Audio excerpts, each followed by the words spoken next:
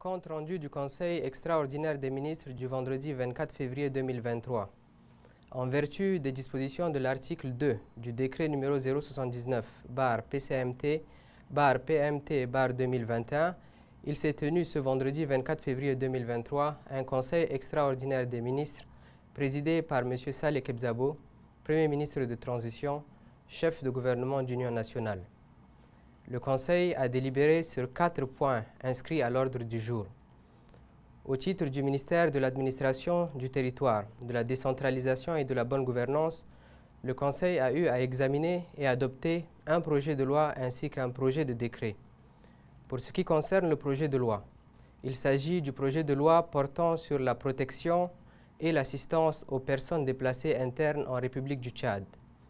Ce projet de loi permet au gouvernement de répondre à la problématique liée au déplacement interne des populations, s'inscrivant dans un contexte régional marqué par une situation sécuritaire volatile qui interfère négativement sur la situation politique, économique et humanitaire.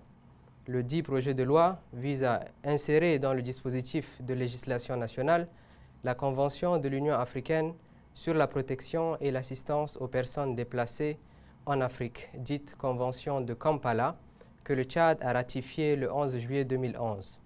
Pour ce qui concerne le projet de décret, il s'agit du projet de décret portant modalité d'application de la loi numéro 027-PR-2020 portant asile en République du Tchad.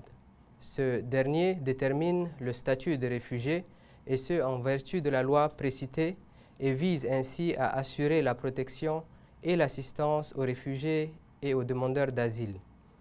Ainsi, ce projet de décret participe à la mise en œuvre des engagements internationaux pris par le Tchad. Au titre du ministère de l'Aménagement du territoire, de l'Habitat et de l'Urbanisme, le Conseil a examiné 2 projets de décret.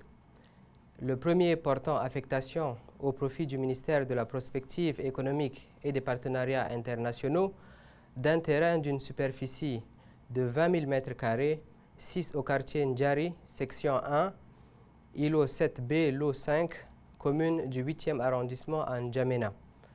Le dit projet de décret a été adopté par le Conseil conformément à la réglementation foncière en vigueur en République du Tchad, notamment la loi numéro 23 du 22 juillet 1967 portant statut des biens domaniaux pour permettre au ministère de la Prospective économique et des partenariats internationaux de construire son nouveau siège.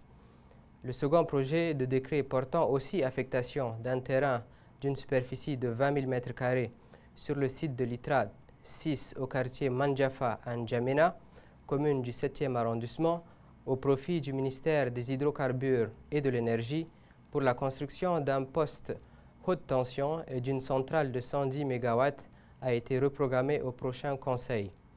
Commencé à 10h30, le Conseil a pris fin à 11h30.